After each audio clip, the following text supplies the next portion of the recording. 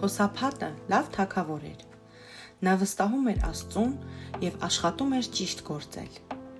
Նա սովորեցնում էր իր ժողովրդին վստահել Աստծուն և հնազանդվել նրան։ Մի անգամ թագավորը լուր ստացավ, որ թշնամու մի հսկայական բանակ մոտենում է իր թագավորությանը։ Հոսափատը ասաց. «Թող իմ ժողովուրդը գա Երուսաղեմ, մենք կգնանք տաճար և կաղոթենք, մենք Աստծուն կխնդրենք օգնել և պահպանել մեզ, ես գիտեմ, որ նա այդ կանի մեզ համար»։ Հուդայի բնակիչները շտապեցին գնալ տաճար։ Հոսափատը սկսեց աղոթել. «Սիրելի Աստված, մեզ հետ պատերազմելու է գալիս հսկայական մի բանակ։ Մեր բանակը շատ փոքր է, որպեսզի կարողանա կռվել թշնամու հետ։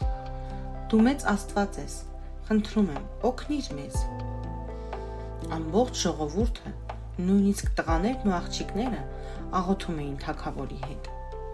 Քահանաներից մեկը Հոսափատին ասաց. «Աստված ասում է, որ դու չվախենաս, սա ոչ թե քո, այլ Աստծու պատերազմն է։ Վաղը առավոտյան դուրս արի թշնամու դեմ և մի անհանգստացիր, դու նրա հետ չես պատերազմի։ Վստահիր Աստծուն և նա կհոգա ամեն ինչի համար»։ Հաջորդ առավոտ Հոսափատը զորքով դուրս եկավ թշնամուն դիմավորելու։ Զորքը հասավ մի բարձր բլրի։ Հոսափատը և նրա մարդիկ գիտեին, որ թշնամու զորքը տեղակայված է այդ բլրի ետևում։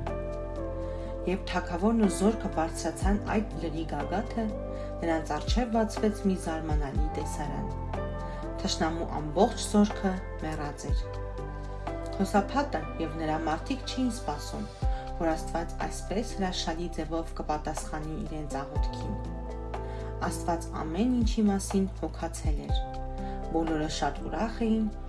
որ վստահել էին Աստծուն։